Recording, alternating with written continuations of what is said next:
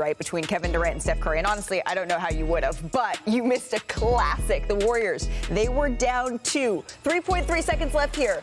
Inbound pass, Steph Curry, he hits the long three. The Warriors, they go on to win 113-112. Interesting decision there by Bradley Beal. Steph Curry hit 9 threes in the game, finished with 30 points.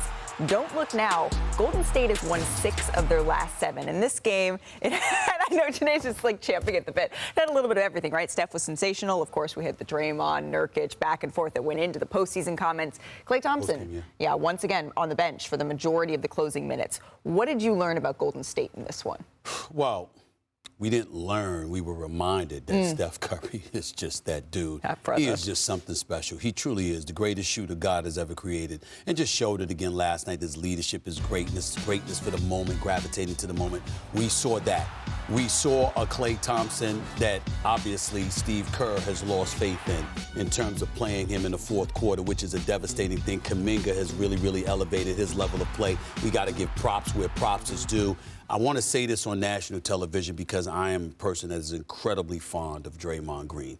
And I love seeing the back and forth. I'm here for it. I love Doris and them talking about it last night. We're here for it. But when you heard Nurkic say what he said in the post-game conference, he hasn't learned anything. He's going to do it again. I take back everything that I said about second chances. I want Draymond Green to be careful, only because other players are going to assist in creating or elevating that narrative that has plagued him.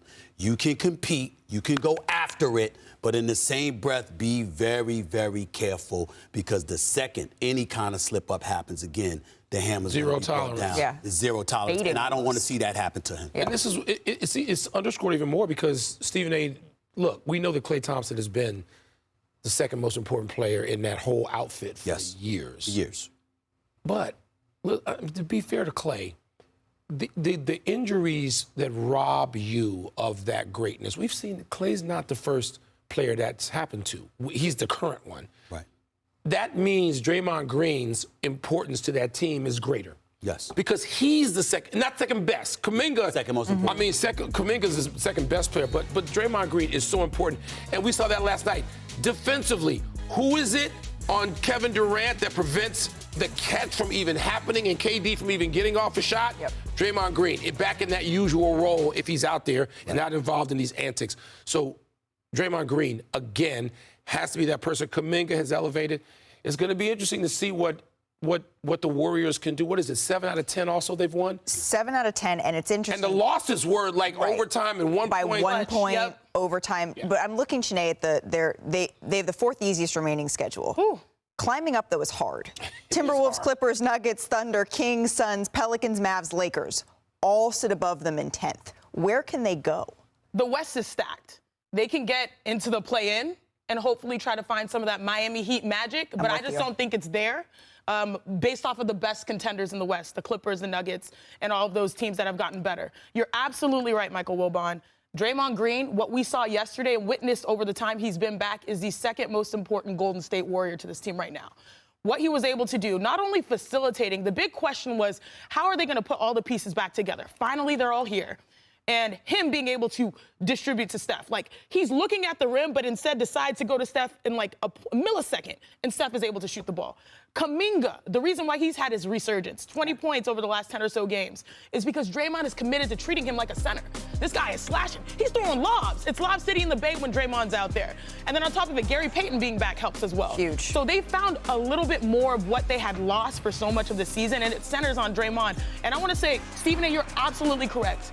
We should not be talking about the conversations after the game. We should be talking about the sensational play. He's walking a fine line right now, and he has to remember that he is the most important for them to sort of climb up these stairs. And it's important and it's imperative to remind him of it, because I'm telling you right now, the Draymond Green that I know, no matter how prideful or defiant he is, he will never forgive himself.